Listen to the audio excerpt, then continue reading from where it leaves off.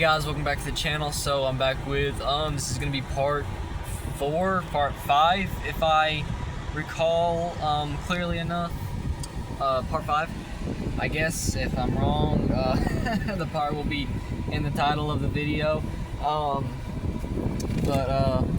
Yeah, so I'm gonna go ahead and explain more of this connection thing that's been going on for years with us, or with me and my school group.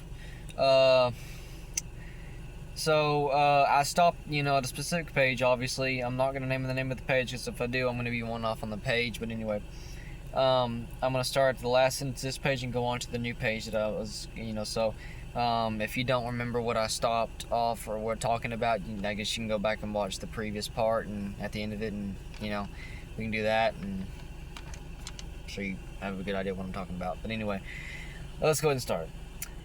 I started to feel down a lot at school because she wasn't there for me to see, every day, and be in her presence, if that makes sense. Sorry, I just got an entire camera face.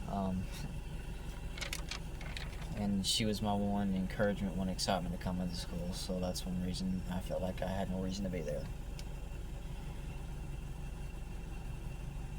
And, I wanted to talk to her, period. I did. I kept reminding myself that I needed to keep a lot of focus on this connection, the storyline. I got so down about it that I started caring less if I missed days of school and had to take exams.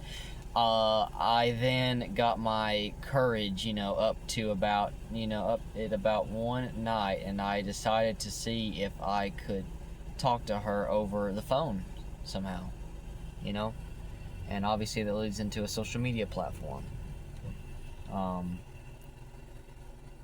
Like how I feel, talked about how I feel and all of that, and why I haven't said it yet and all that, and what's been keeping me back from it. I waited, and she added me back on. I added her on Facebook. I ended up going across her on Facebook, her Facebook page. When I was on there, I added her as a friend and waited, and she added me back. I was very nervous but glad. I was going to be able to talk to her. I got on there, I got on the page, and I said hi, just a general hi. She replied back, hey, with 2 Y's. I started trying to talk with her, and she just said, well, I already have a boyfriend and he doesn't want me talking to you. I just asked her, her boyfriend, who her boyfriend was. She asked me why I wanted to know. I told her I was just curious, even though her profile picture basically gave it away, technically, because he was in the profile picture. Anybody could have saw that, period. But she told me it was, I'm not going to say the boy's name, and I knew the boy. I knew exactly who he was. And I knew him. I knew him a little, I even had him on Facebook, and Snapchat as a friend. She told me that she was going to leave the page, and she told me to please stop messaging her. Then her last text was thank you. Yeah, sort of not what I expected at all talking to her, but at that point I guess I was convinced that she was apparently thought I was weird or uncomfortable, something even in my talking to me online somehow. I'm not sure.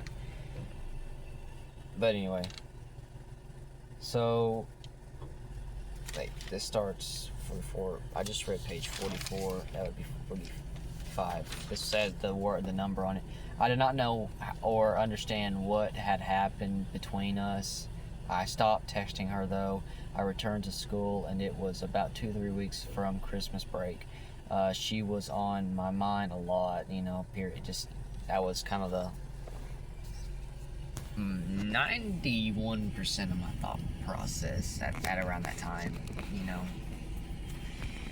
It was after Christmas break when we all came back, though, that I felt the most, depressed that I didn't get to see her anymore, and I didn't have a chance to talk to her in person, because I should have been to school in order to talk to her, and try anyway, and talk to her.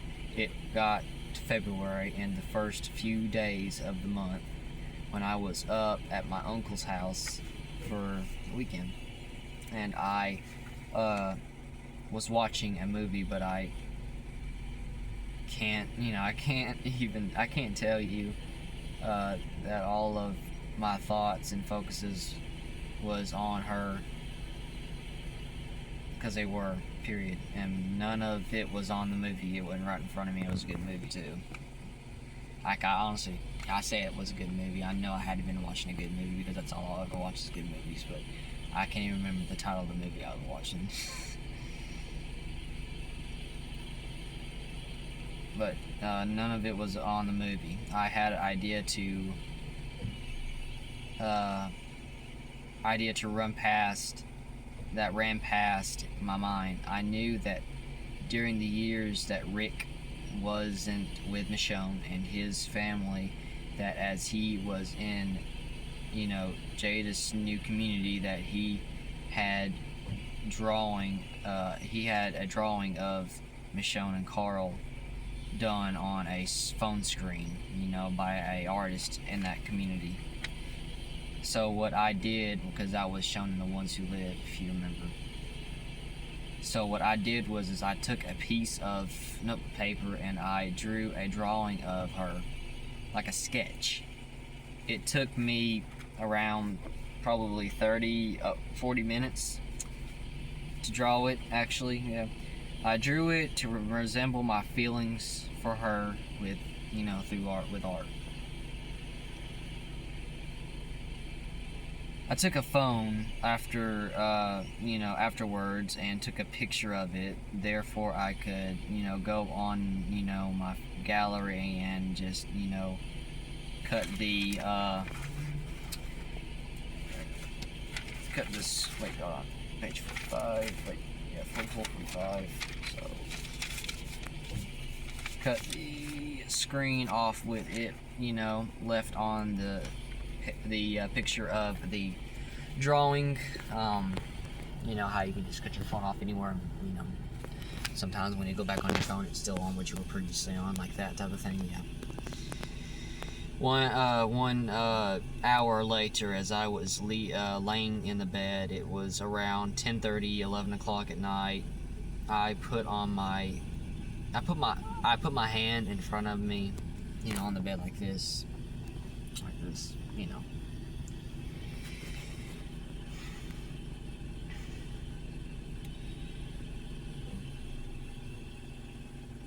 Sorry. This is bringing back emotion, memories, things that mean a lot to me and are very important to me. Just give me a sec. So I put my hand in front of me and I said out loud, I hereby say my name, my full name, that I promise never to give up on her or my love for her. And I didn't say her, I said her name. And this was out loud, except there was nobody else in the room. If anything at all, it's the presence of God, period. That'd be the only other thing in the room with me.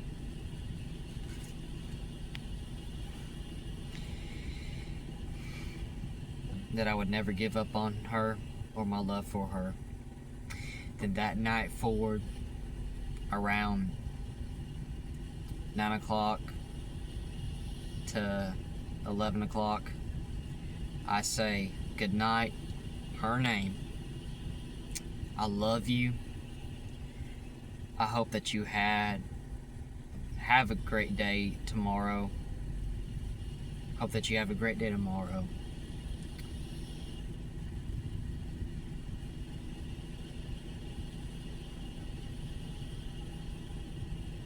Then I got up the next morning and I said, Good morning, her name. I love you. I hope you have a great day today.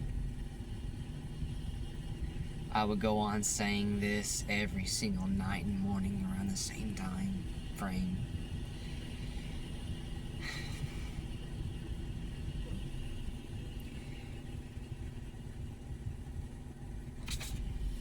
Every night and every day, every morning. And to this day, I do. Period. I did. I still do it to this evening, tomorrow, next day, so forth.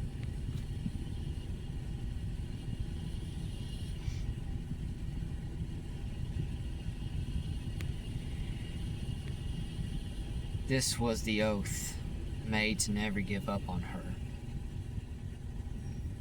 So I'd be locked in with it. Because I don't break my promises. I'm a man of my word. What's a man without his word? Is my question. I got your answer. No man at all. I'm a man of my word. I made an oath here. I tend to keep it. That means no other girl that comes my way that likes me, no other girl. Doesn't matter who they are, whether they're a nice person or not, it does not matter. I have my oath and loyalty to someone else. Period. And there's girls that have came and they wanted to date me because they got to know me and they got feelings for me. But I told them how it was and I said, I have no intentions to break this.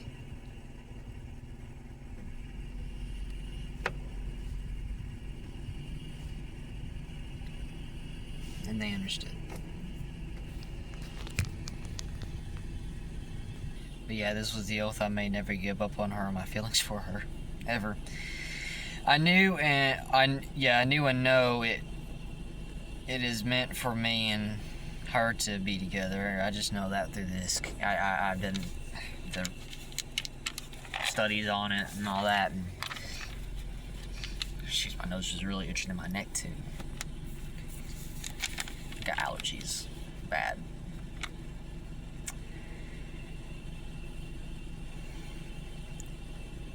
But yeah, I'm convinced that we're meant to be together and that I do love her.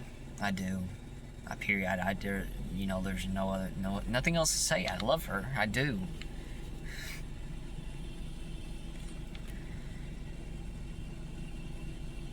Just not right now. I know that since I've stepped into the shoes of Daryl, that I knew it's not going to happen right now because Daryl and Michonne never had a relationship. No. So I knew I had to wait. Period. So yeah. I kind of lost the sentence. I knew and know it is meant for me and her to be together, just not right now. Yeah, and I wrote this on 2/3/26 to date. I returned to school with the oath I made and my promise, along with some new rules that were made for me to keep loyal to the oath and her. 1, I am not to love or like any other girl other than her.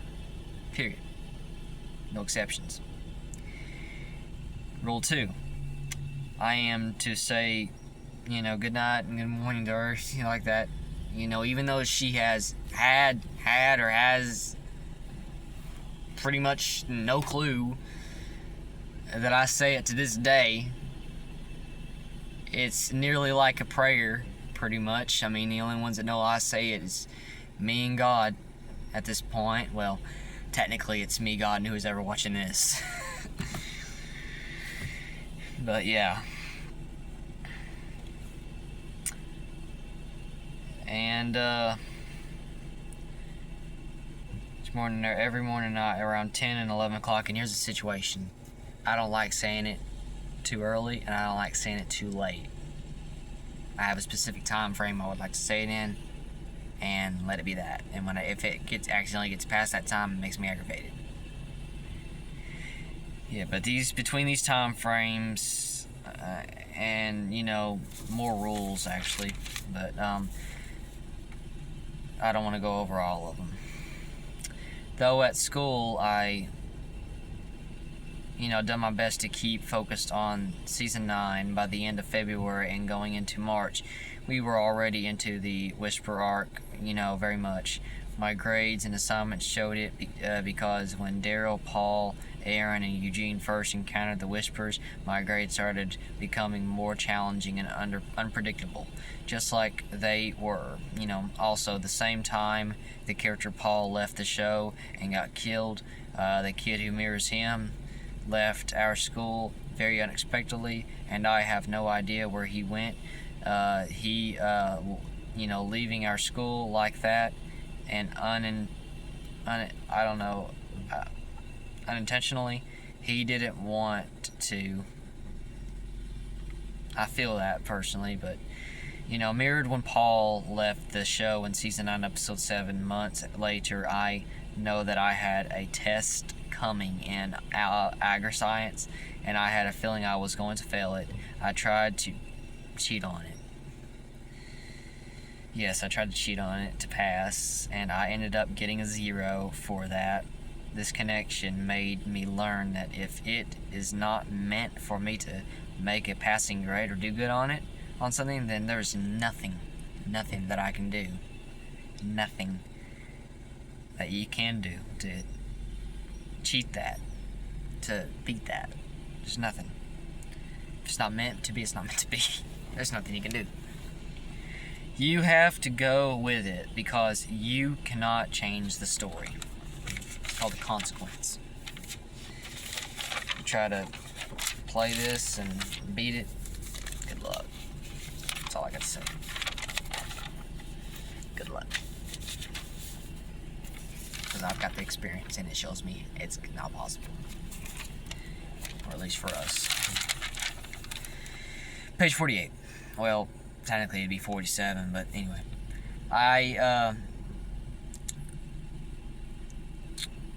It starts with the letter A. IA got consequenced for trying to, change what was meant to happen. I learned from that day forward that was the way it is. The rest of 9th grade, season 9, went smoothly. I was worried and thinking about her off and on, and I did not understand why this connection thing had her homeschooled. I took it as it had its reasons and plans, so I just hoped that she returned to us. The next big thing that happened when it came to time in the timeline for Daryl to fight Beta. And, yeah.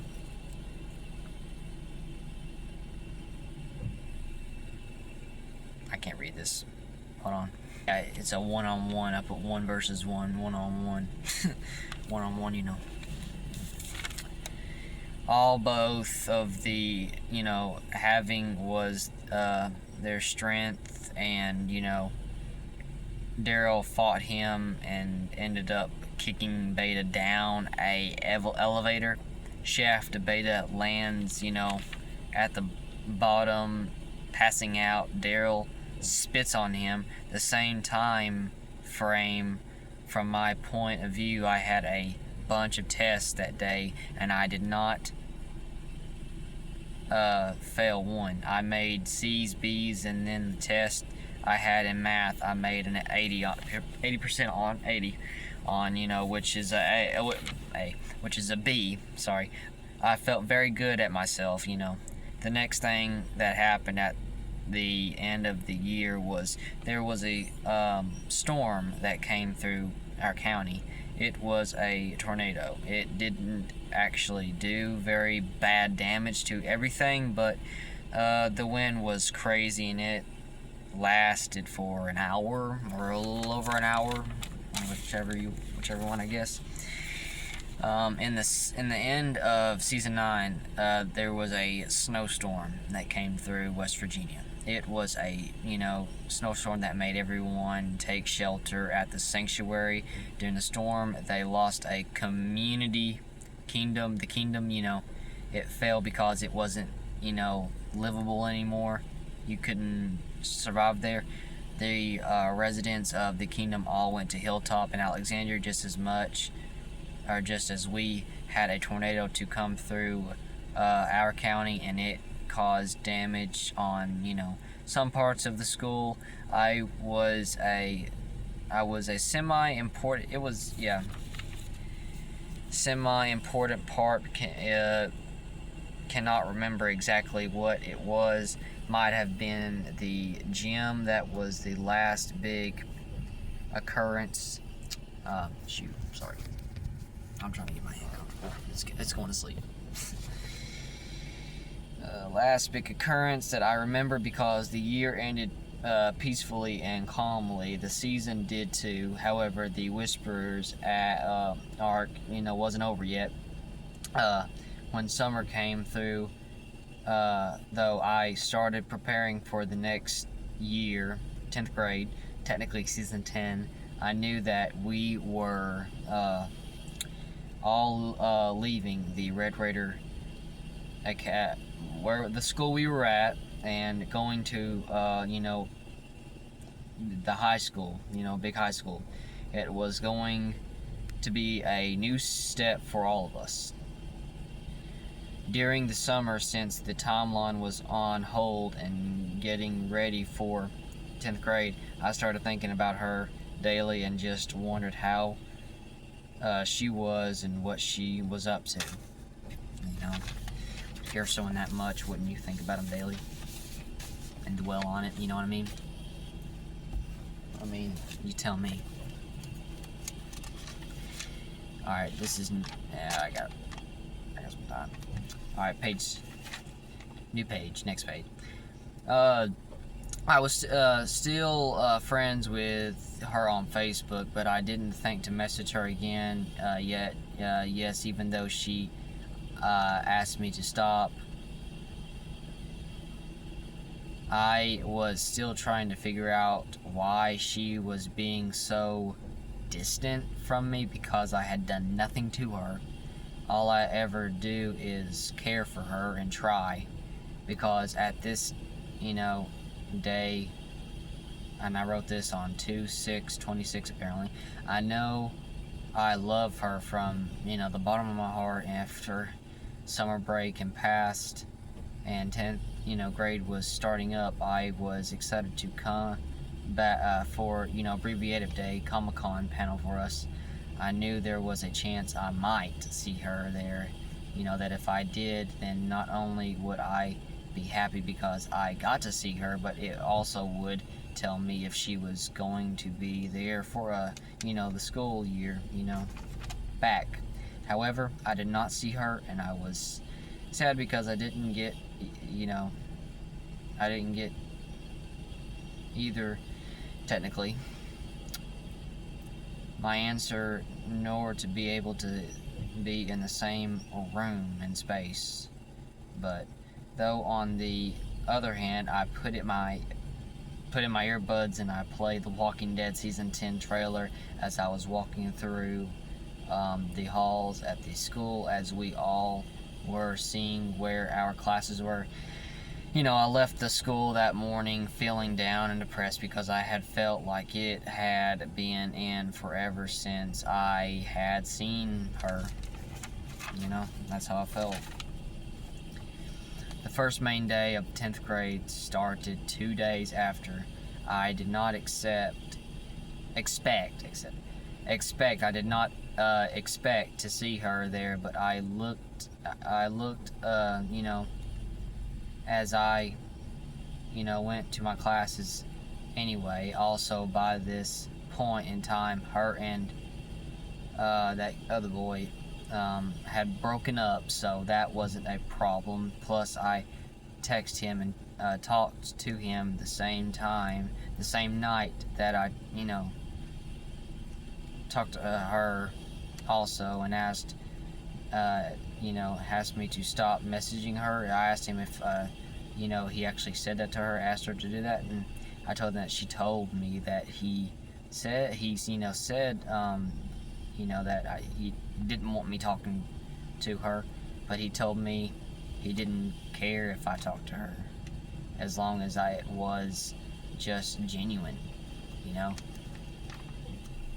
This, that's what told me that something was not right between us.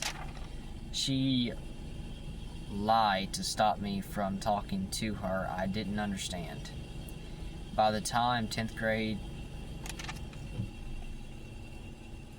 rolled around, though, I had such strong feelings and the desire to talk to her and be with her that I basically didn't go half a day without thinking about her.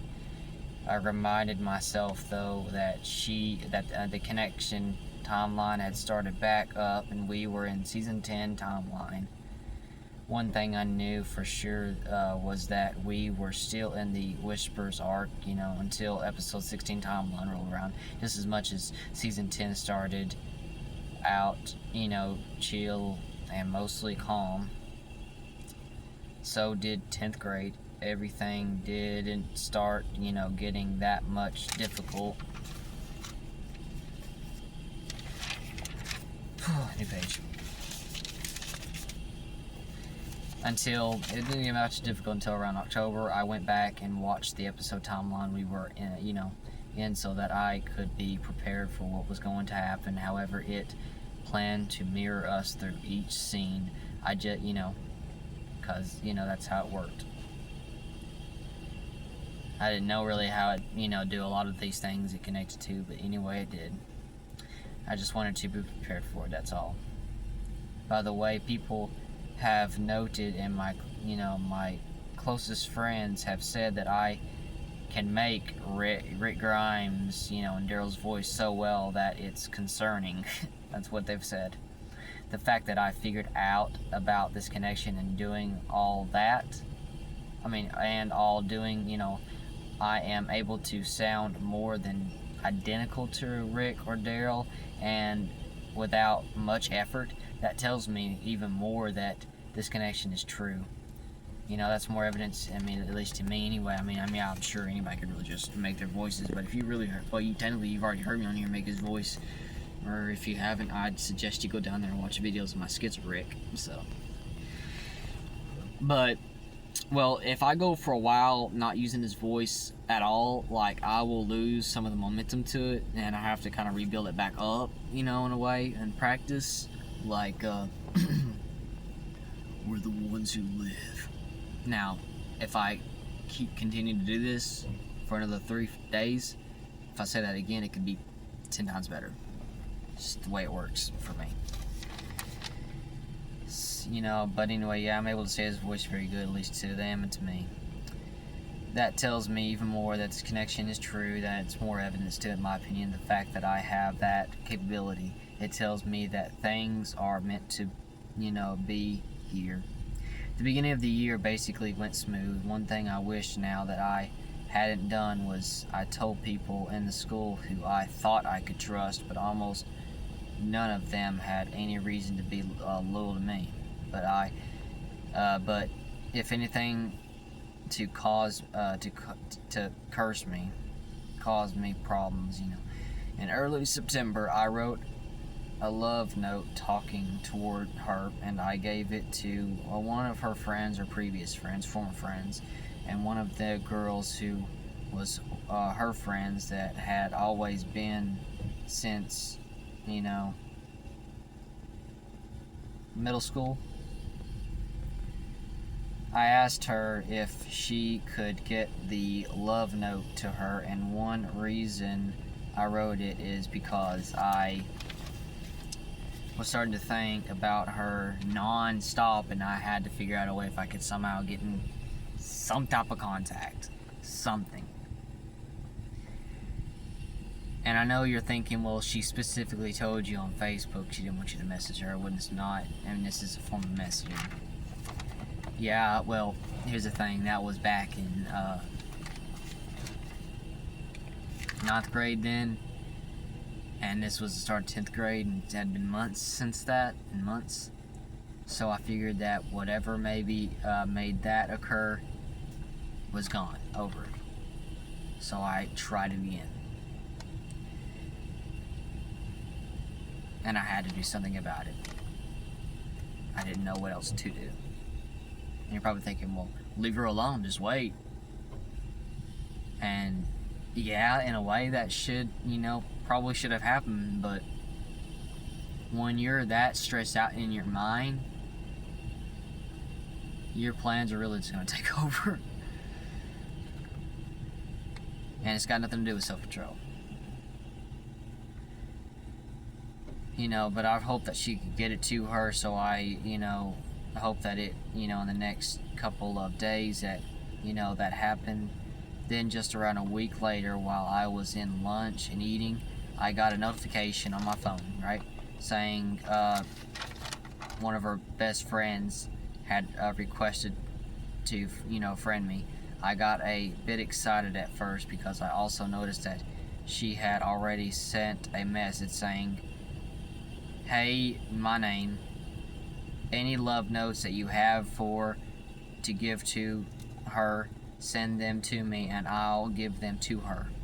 I was a bit skeptical about it, but my excitement got the best of me, and I saw it as a opportunity. I did have a gut feeling to take a screenshot for evidence that her best friend's the one that added me in the first place, just in case I needed it in any scenario.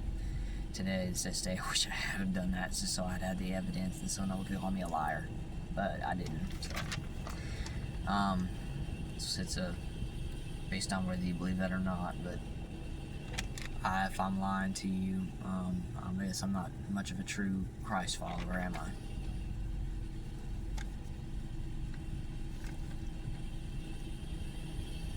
Yeah, but I did have a gut feeling to do that and, to have proof that she added me. However, I didn't take it because I was too focused on the excitement. I added her back. This was on Instagram, by the way. After I accepted her, request, I started replying back for the rest of the school afternoon. I talked to her about it, which didn't go how I wanted it to. I read the love note to her friend, and then I asked her what her opinion was on it. And honestly, asking that, I should have known the opinion already, and I should have prepared myself for a negative answer, because that's exactly what I got. Honestly, at this point, I wish I hadn't even let her in, into this, duo, and this should have been between me and that girl, not between me and that girl's best friend, or former best friend. I don't know if they were best friends at the time still, exactly, but this should have just between me and her, not between me and her and a third party. That's all I'm saying. I should have drawn the line right there and then on that then, period. But I didn't. I wasn't as smart then as I am now. I didn't learn a lot, that I should have known then as I did now, but it just should have been between me and her, not between me and her and another. But what her opinion was on it, and I should have expected everything negative because she said back, my name, I'm gonna be honest with you, it's creepy. I asked her how was it creepy, and she said because I was expressing love to someone who I barely even knew. But truth is, I knew more about her, or I knew her in general more than she really thought, though, really knew.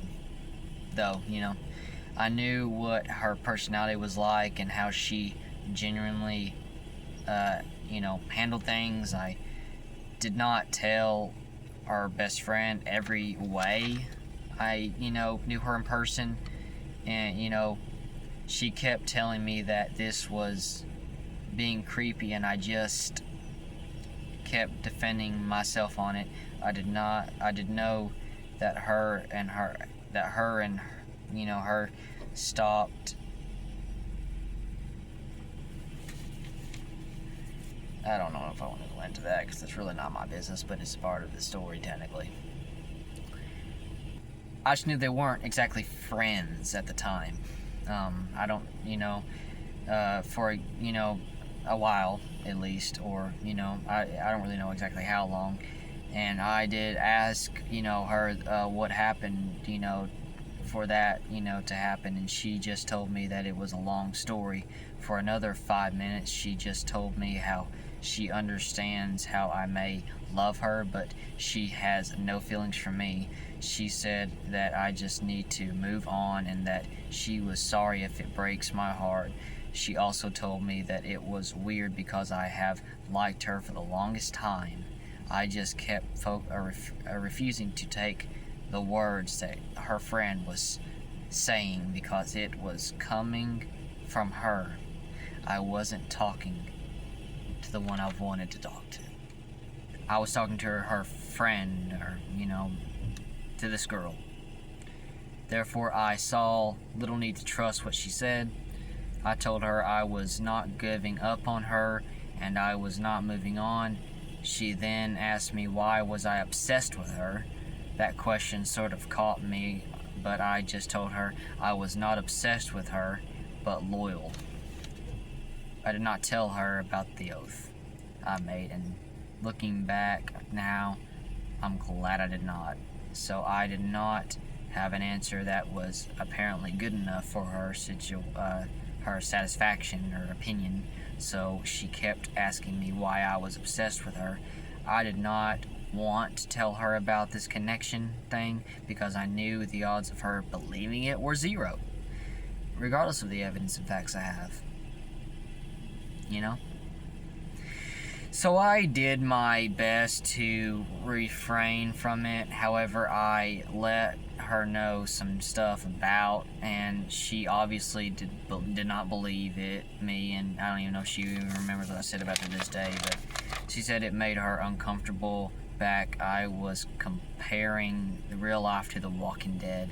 She basically was thinking that I was she say that The Walking Dead was real, which I was not, and I am not. Okay? That's a misconception that can come out of this.